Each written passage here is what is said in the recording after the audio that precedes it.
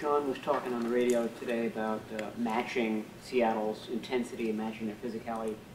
Just in those two aspects, how do you guys think you did against Carolina? I thought we did. I thought we came out. That's kind of what I've been saying since after the game. I thought we played hard. I thought we competed. Just didn't play good enough. But it's definitely big versus Seattle, but it's big versus any team. If you ever come out flat in this league, it doesn't matter whether you're playing the best team or the 32nd team. It's going to be a long day. Teams are too close, and you got to be as physical as possible. And we know how Seattle is. Is that something that they had done particularly well? Just maintained an intensity, throughout the course of the season that's hard to match. Yeah, I think anytime. I'm not going to be exact on their numbers, but anytime you have a team who's probably been in the top 3 in defense going on about 7 years in a row or whatever it is, you'll never see a team who is ranked high like that who isn't physical.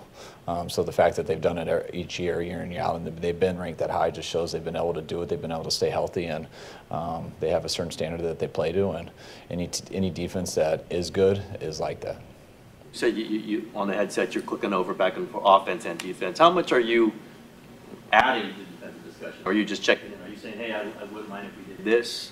Yeah, I don't add much. I sit there and talk if needed and point things out if needed. But you don't try to be the heckler in someone's ear, distracting them from doing their job. You try to listen and to stay into it. So if they need me for anything, especially timeout or stuff, I'm ready. I'm not 50 yards away, just staring at pictures and in my own world. I got to stay in tune with what's going on, so I can be ready to help if they need me. And if I do have a strong opinion about something, then I can get that across. Talk about how you go over the tape with Saul and the assistants. Was that something you had an interest in when you were an OC? Did you poke your head in on defensive meetings sometime? Not as much when I was an OC because you just meet at the same time. But when I was a quality control and stuff, that's how I'd always try to finish my work as fast as possible so I could go sit with the defense. I spent my 2 years in Tampa. Most of the meetings I was in was with Monty Kiffin and Tomlin and Raheem and all those guys. I was always told at a young age, if you want to be a good offensive coach, you better know defense inside and out, and that's kind of how I've tried to be my whole life. When it comes to game planning, when you've installed systems previously, the first year, have you felt comfortable just putting in new wrinkles every week based on the opponent, or do you have to see success with certain things before you're willing to put something else in? Both go into that. Each week is very simple. What's going to give your players the best chance to succeed? That's really all you think about, and you need to look at that schematically and know if they have a chance on a certain play you give them based off the fronts and coverages you're going against. And if you don't, you got to think of why you don't. If it's because they have bad leverage or something like that, you got to come up with something to go a different way, and it might be something new, but you have to understand when they're in a tough position to succeed. You also got to be able to recognize when you're asking a guy to do something that might not be as good as the guy in front of him. So you got to realize if you keep asking him to do that all day and he's not quite as good as that guy, it's really not his fault, it's your fault. You got to come up with something else, and that's what you really work at every week. There's lots of stuff that goes into it, but the most simple way I can say it is all you're trying to do is give your players the best chance to be successful. How is Jimmy Ward looking in terms of his hamstring injury? Do you have to be extra careful because of the position he plays where he has so much ground to cover and have to be able to do that? Yeah, I think you always have to be careful with hamstrings. But I definitely agree that when all the skill guys and the people got to cover more ground, those hamstrings tend to go faster than the guys who stay more between the hashes. But all 11 guys out there got to run a lot. But definitely for a middle third player like Jimmy, he's going to be numbers to numbers all day.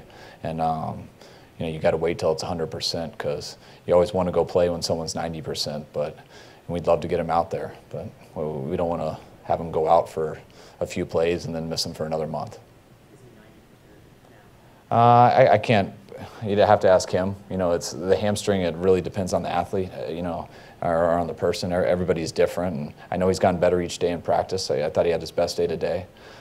He's definitely questionable for the game, so I'm not sure where he's going to be at. And I didn't get a chance to talk to him after practice, but that's something I'll do this afternoon, and hoping for the best come Sunday. Kittle lined up all over the place. Wide receiver, a little slot last game. As far as run blocking goes, I know he's a guy that you've been happy with him blocking ends and linebackers, but when he has to block the cornerbacks and the smaller guys, how has that been for him? Has he adapted well to that? Yeah, I mean, I think it all depends on the coverages and stuff. If you open up formations, if it's zone, it's going to be a linebacker walked out on him or a safety. If he's out wide in his zone, it'll be a corner. But yeah, it's all about understanding people's leverage, and Kittle's very good in the run game, and he's good in the pass game. I know each week you just look at the game ahead of you, but knowing you got that Thursday game coming up, do you have to take any kind of pre-steps now, looking towards that short week coming up?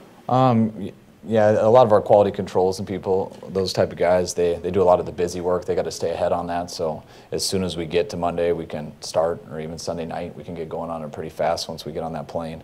But I found myself over the years that I don't like to look the week ahead, especially when you're calling plays and things like that. You don't want to get other coverages in your head and stuff, and you want to be very clear for Sunday. And yeah, it might be a miserable Monday and Tuesday and Wednesday because of it, but I'm not going to try to make Monday, Tuesday, and Wednesday easier for myself at the expense of not being your best on Sunday. A couple more. Adding someone like Latham Tomlinson, he doesn't have experience running a system. Is adding him? Was it identifying talent and saying we think, in time he's talented enough to do it, just because it's not a super smooth transition for him? It's looking at what your options are. You can't just go pick from a store.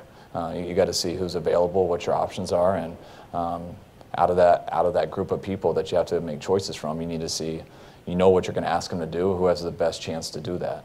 And sometimes you can watch some schemes where you get to see people do exactly what you're asking, and you can see whether they have a chance or not. And then it's hard when you don't have that, so you got to go off ability, what you remember from him in college. And Lincoln's a guy that I know athletically is capable to do some of the things we're asking him to do. But that's just a starting point. You got to get a lot of reps at it. You got to get good at it. But we definitely thought out of the options we had, he gave us the best chance to improve our team. How did he look this week? And I wouldn't expect you to tell me if you're going to make a change in the But you starting can. lineup. I have to ask. I appreciate it. I'm not going to slip up with a bad word like last week. I hope not. No, he's done better, like you'd expect. I mean, last week was his first week, and he's attacked it very hard. He's a very smart person. I think he graduated from Duke as a doctor, however you say that the right way, which I know I couldn't do. So he's definitely a smart person. He can understand it all intellectually, but that's just where it starts. You got to get through the reps, and you got to go over it over and over again. And he's gotten a lot more reps this week than last week, so I think he's definitely further along this week than last week. But I hope just each day he's here, he continues to get better. John's making the move, but did you talk to Mayhew about him at all? Was there communication about that? I never did personally. I know they did. All right. Everyone goes to Duke even for a year, Jeff.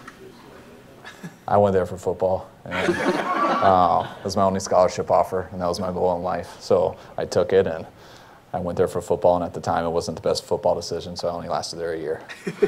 Fair enough. All right. Why were Solomon and DeAndre Carter and Smelter in different jerseys?